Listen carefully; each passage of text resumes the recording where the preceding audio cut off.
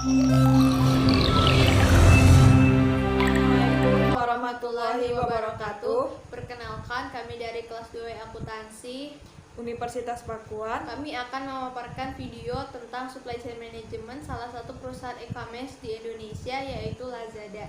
Sebelumnya, perkenalkan, nama saya Tina Lauren, NPM 02119177. Dan saya Sri Sunawidorini, NPM 0221191184. Halo, perkenalkan, nama saya Tarisya Putri Handayani. Saya dari kelas 2 Akuntansi dan NPM saya 0221191168. Pada masa lalu di sebuah perusahaan untuk pengiriman produk itu masih menggunakan sistem perkiraan dan terkadang tidak sesuai dengan permintaan pasar, mulai dari pengaturan inventory, lalu ada pengiriman produk hingga penggunaan akhir konsumen. Saat ini keadaan mulai berubah karena dari pihak industri itu sendiri sudah mulai sadar akan perlunya kolaborasi dengan partner seperti supplier, distributor, dan customer, baik itu customer bisnis maupun individu. Customer dan supplier ini berkumpul secara bersama-sama dalam membicarakan kebutuhan yang lebih baik atas proses supply chain management ini. Berikut sistemnya yang jelas, lebih banyak bermanfaat dan mendatangkan tingginya prioritas bisnis. Pelaku industri sekarang juga mulai sadar bahwa untuk menyediakan produk yang murah, berkualitas, dan cepat, itu perlu adanya perbaikan di internal perusahaan manufaktur adalah itu belum cukup. Peran serta supplier, perusahaan transportasi, dan jaringan distributor adalah hal yang sangat dibutuhkan. Kesadaran akan adanya produk murah, cepat, dan berkualitas inilah yang membuat lahirnya konsep supply chain management pada tahun supply chain management atau bisa disingkat SCM. Supply chain management adalah serangkaian kegiatan yang meliputi koordinasi, penjadwalan, dan pengendalian terhadap pengadaan, produksi, persediaan, dan pengiriman produk ataupun layanan jasa kepada pelanggan yang mencakup administrasi harian, operasi, logistik, dan pengolahan informasi mulai dari customer hingga supplier. Lalu untuk penjelasan singkatnya, SCM ini adalah suatu mekanisme yang menghubungkan semua pihak yang bersangkutan dan proses berubahnya bahan baku menjadi suatu produk. Pihak yang ikut serta adalah pihak yang bertanggung jawab untuk memberikan barang-barang jadi hasil produksi ke customer pada waktu dan tempat yang tepat dengan cara yang paling efisien. Setelah itu ada komponen SCM. Supply chain management ini memiliki 3 komponen yang diantaranya itu adalah upstream supply chain management, yaitu sebuah proses di mana perusahaan mendapatkan supplier dari pihak luar untuk mendapatkan bahan baku. Kemudian komponen yang kedua adalah internal supply chain management, yaitu sebuah proses di mana terjadinya perubahan dari bahan baku menjadi sebuah produk jadi. Yang ketiga itu ada downstream supply chain management, yaitu sebuah proses di mana pendistribusian barang oleh perusahaan ke customer yang dimana biasanya dilakukan oleh eksternal distributor. Selanjutnya saya akan menjelaskan tentang proses SCM Atau di sini adapun proses-proses yang dilibatkan dalam proses SCM ini. Yang pertama itu adalah customer. Pada sebagian perusahaan, customer merupakan mata rantai yang pertama yang memberi order.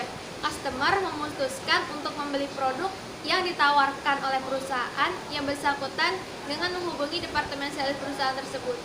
Informasi penting yang terdapat dalam pesanan tersebut diantaranya seperti tanggal pengiriman produk dan jumlah yang diinginkan untuk produk yang dipesan. Lalu yang kedua ada planning. Setelah customer membuat pesanan yang diinginkan, planning department akan mempersiapkan perencanaan produksi untuk memproduksi sebuah produk yang dibutuhkan oleh customer tadi. Pada tahap ini, Departemen Planning juga menyadari akan adanya kebutuhan terhadap bahan baku dan bahan-bahan pendukungnya. Selanjutnya, saya akan menjelaskan purchasing. Setelah menerima perencanaan produksi, dalam hal ini adalah kebutuhan terhadap bahan mentah dan bahan-bahan pendukungnya. Departemen Pembelian atau Purchasing Department akan melakukan pemasukan bahan mentah dan bahan pendukungnya, serta menetapkan tanggal penerimaan jumlah yang dibutuhkan. Selanjutnya ada proses inventory. bahan mentah dan bahan pendukung yang telah diterima oleh pabrik akan diperiksa kualitas dan ketetapan jumlahnya, kemudian disimpan dalam gudang untuk kebutuhan produksi. Selanjutnya ada proses production. Bagian produksi akan menggunakan bahan mentah dan bahan-bahan pendukung yang dipasok oleh supplier tersebut untuk melakukan proses produksi hingga menghasilkan barang jadi yang dibutuhkan oleh customer. Barang jadi yang telah diproduksi ini kemudian dimasukkan ke gudang dan disiapkan untuk dikirim ke customer sesuai dengan jadwal yang telah ditentukan. Adapun proses yang terakhir yaitu transportation, Departemen Pengiriman atau shipping akan mengatur waktu keberangkatan barang jadi atau finished product yang di gudang tersebut dengan jadwal yang diinginkan oleh customer. Sistem e-commerce Lazada Indonesia. Lazada Indonesia adalah pusat belanja online yang menawarkan berbagai macam jenis produk nilai lainnya, di antara lain elektronik, buku, mainan anak, dan perlengkapan bayi. Terus ada alat kesehatan, produk kecantikan, terus ada peralatan rumah tangga, perlengkapan traveling, dan olahraga. Lazada Indonesia didirikan pada tahun 2012 dan merupakan salah satu cabang dari jaringan retail online Lazada di Asia Tenggara. Sistem penjualan Lazada.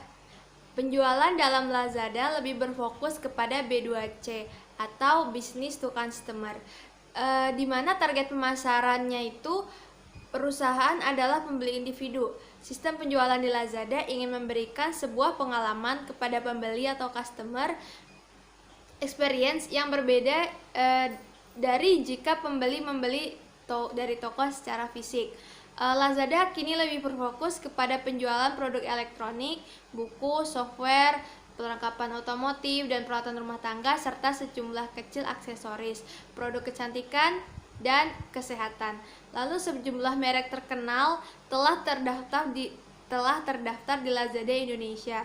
Salah satu keunggulan yang diberikan Lazada adalah layanan antar gratis di wilayah Jakarta menggandeng Gojek dan sistem COD atau cash on delivery untuk wilayah Jakarta. Perusahaan juga menyediakan layanan customer service. Setelah itu, metode pembayaran dari Lazada ini menerapkan sistem pembayaran secara online sesuai dengan segmen perusahaan, yaitu penjualan secara e-commerce. Sebelum pembayaran dilakukan, pembeli terlebih dahulu mengisi identitas pembeli di kolom informasi pelanggan.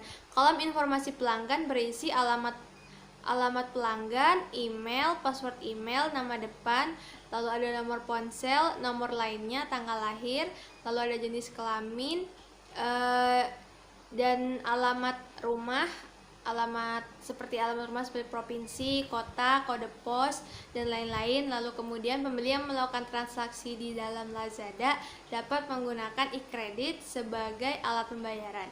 Sistem pembayaran pertama melalui credit cards yang dapat dilakukan melalui kartu kredit yang dikeluarkan oleh Visa dan Mastercard.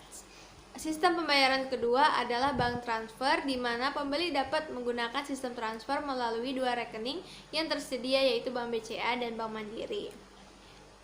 Lazada juga memberikan kemudahan dari pembeli yang berasal dari wilayah Jabodetabek secara umumnya dan Jakarta secara khususnya dapat dilayani sistem cash on delivery atau COD. Sistem pengiriman barang Lazada melayani pengiriman barang ke seluruh Indonesia melalui rekan bisnisnya yaitu GED. Sedangkan untuk pengiriman di wilayah Jakarta dan sekitarnya, Lazada menggunakan rekan bisnisnya yaitu Gojek. Pada saat promo dengan event, Lazada dapat menggratiskan ongkos kirim ke seluruh wilayah Indonesia untuk menarik minat konsumen dengan berbelanja di Lazada. Kini Lazada kian berkembang pesat dengan meraih percayaan konsumennya melalui beberapa poin keunggulan yang unik, yaitu logistik dan supply chain.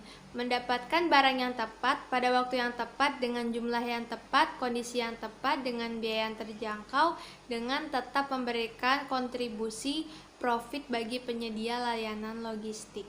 Lalu yang kedua ada payment method dengan sistem pembayaran yang lengkap seperti kartu kredit, transfer bank, dan bayar di tempat atau COD. Konsumen akan merasa nyaman dan aman berbelanja secara online. Yang ketiga itu ada on delivery with COD yang artinya pengantaran yang cepat dan dilengkapi dengan sistem COD. Tujuan dari perusahaan ini adalah menjadikan salah satu belanja online yang paling top di Indonesia, serta memberikan pelayanan kepada konsumen secara maksimal, memberikan inspirasi dalam berbelanja, dan memberikan pengalaman kepada konsumen dalam memilih-milih produk tersebut. Saya akan menjelaskan komponen supply chain management, dan sebelumnya juga rekan saya sudah menjelaskan salah satu komponen supply chain management. Selanjutnya yaitu ada internal supply chain management, yaitu semua proses yang digunakan dalam mentransformasikan bahan baku dari supplier ke dalam produksi yang akan dihasilkan oleh perusahaan. Nah, aktivitas ini meliputi manajemen produksi, fabrikasi, dan pengendalian persediaan. Dan kegiatan ini apabila di supply chain yaitu berada setelah supplier lalu ke manufaktur. Nah, bisa dilihat gambar di samping yaitu proses dari supplier hingga ke customer. Nah, komponen internal supply chain ini berada di manufaktur. Dan kenapa ada di manufaktur? Karena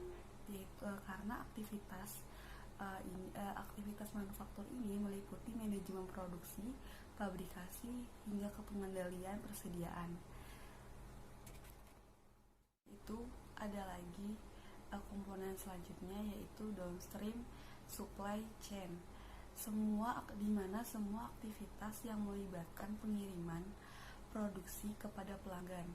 Gambar supply chain-nya seperti ini di samping, yaitu supplier, manufaktur, distributor, retailer, hingga ke customer.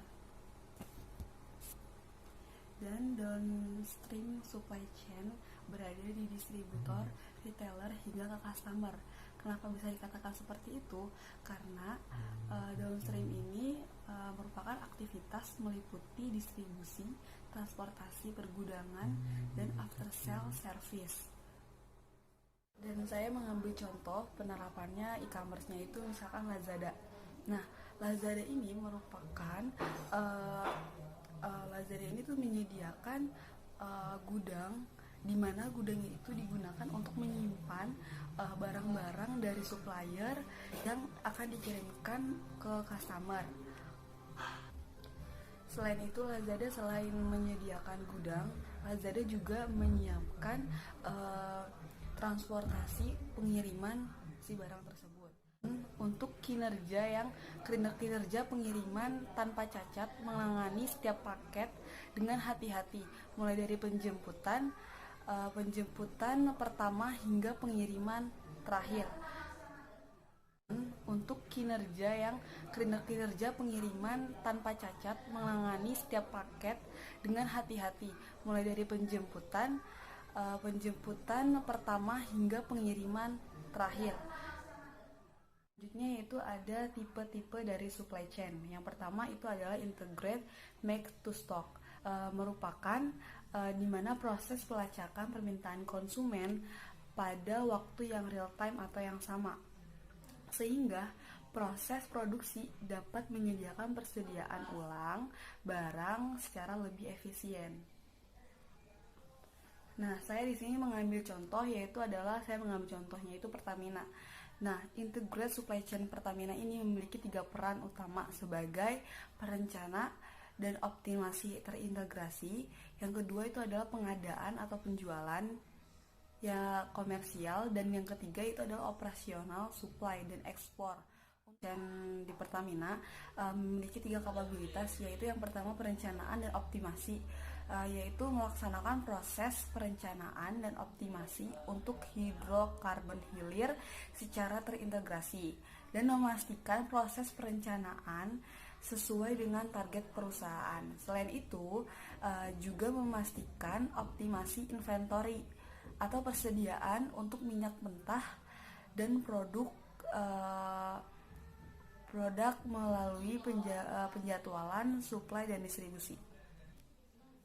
Nah, kedua itu ada penjualan atau niaga dan komersial, di mana mengelola minyak mentah yang dihasilkan oleh anak perusahaan hulu Pertamina di dalam negeri maupun di luar negeri.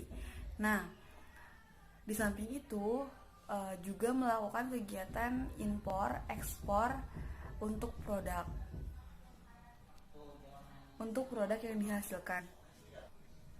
Dan yang ketiga itu ada operasional, suplai dan ekspor, yaitu mengelola serta memastikan suplai dan distribusi minyak mentah dan produk baik dari sisi kuantitas, kualitas, dan jadwal dengan mempertimbangkan sarana fasilitas dan kondisi di terminal muat dan bongkar di dalam negeri maupun di luar negeri.